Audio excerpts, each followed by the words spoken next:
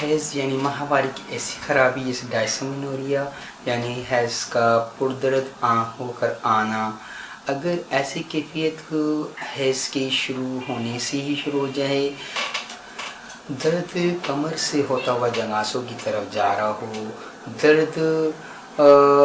کا دباؤ جو ہے رحم کے اندر ہو اور نچلے حصے میں بہت زیادہ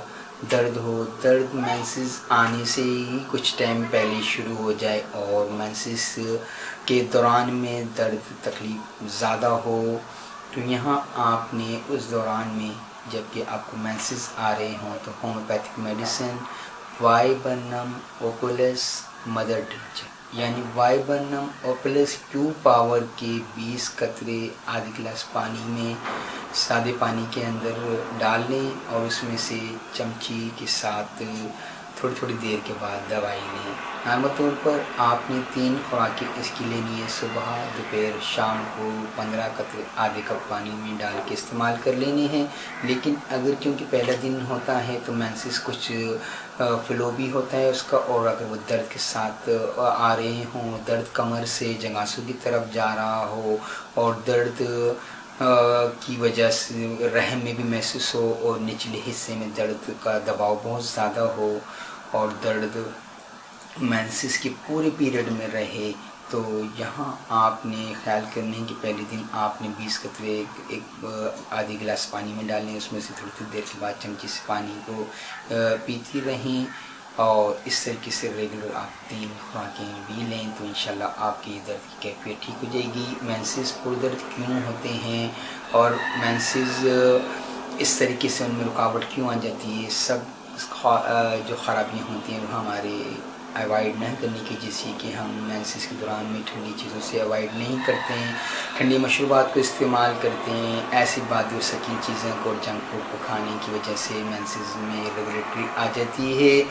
اگر یہاں ایشو آپ کے تھائرائڈ کی وجہ سے پیٹیوٹری گلینڈ کی وجہ سے ہے تو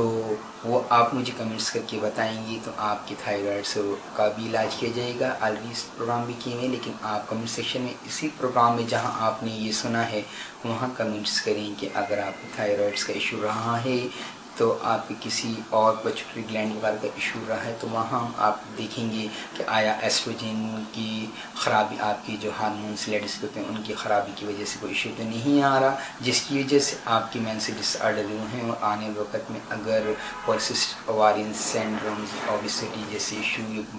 ہیئر فشال، چہرے کے اوپر بالوں کا نکلنا یا ڈبل چین یا موٹاپا آ جانا یا مینسز کی خرابی کی وجہ سے بانجھپن وغیرہ کا جو ایشو ہوتا ہے، ساتھ لیکوریا، یہ ساری تمام کازز عورت کے امراض سے ریلیٹڈ ہیں، لیکن اس میں بعض اوقات آپ کی تھائرائڈ گلینڈ کی خرابی کی وجہ سے یہ جنریٹ ہوتے ہیں اور پیٹیوٹری گلینڈ کے ایکٹیو نہ ہونے کی وجہ سے بھی آپ کے جن سے آزاد طریقے سے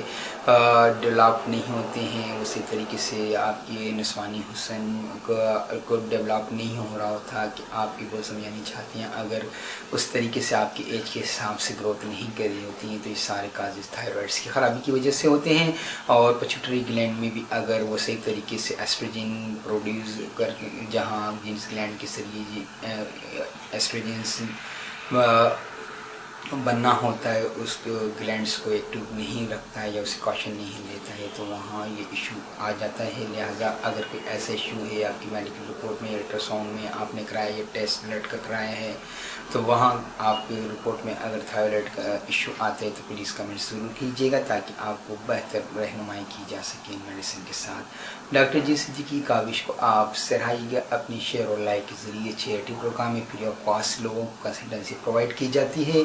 یاد رہے کہ آپ میری کمیونٹی کا حصہ بن سکتے ہیں میرے چینل کو سبسکرائب کر کے۔ آپ کی سالات سے مجھے کیوں ملتا ہے، میں پروگرامس آپ کے لیے لے کر آتا ہوں، میں مردوں کی اور عورتوں کی صحت کے لیے کام کرتا ہوں اور بچوں کی صحت کے لیے کام کرتا ہوں، اسپیشلی نیو جنریشن کو برائیوں سے بچانے کی میری صحیح کوشش ہے تاکہ میں انہیں صحت مند اور کارآمد نوجوان بنا سکوں اور وہ آنے والے وقت میں جب اپنی پریکٹیکل لائف یعنی میرج لائف میں جائیں تو مجھے تو ہم اپنی یاد رکھیں اور صحت کے ساتھ ہی سب کچھ ہے. اپنی صحت کو ٹائم دیں, گھر میں رہتے ہوئے بھی واک کریں اور اگر باہر موقع ملتا ہے تو واک کریں. لائف کو ڈسٹریبیوٹ کر لیں اپنی ایکٹیویٹیز کے ساتھ بھی, اپنی تعلیم کے ساتھ بھی, اور اپنی صحت کے لیے بھی ٹائم نکالیں. خوراک نیوٹریشن پہ مبنی ہونا چاہیے. لحم ہے تو پروٹین کا استعمال کیا جائے لیکن ایک حد میں رہتے ہوئے استعمال کیا جائے. اگر آپ کی ابھی اور شادی نہیں ہوئی ہے تو گرم اشیاء سے اوائڈ کریں. اگر ویسے آپ دودھ اور اس قسم کی پروٹین وغیرہ اس پہ مبنی خوراک لیں آپ کے لیے اچھی ہیں. اپنی لیکن آپ یہاں بتا دینا ضروری ہے, آپ کی جو تمام عوارضات کے پیچھے جو کاز ہے وہ آپ کی اچھی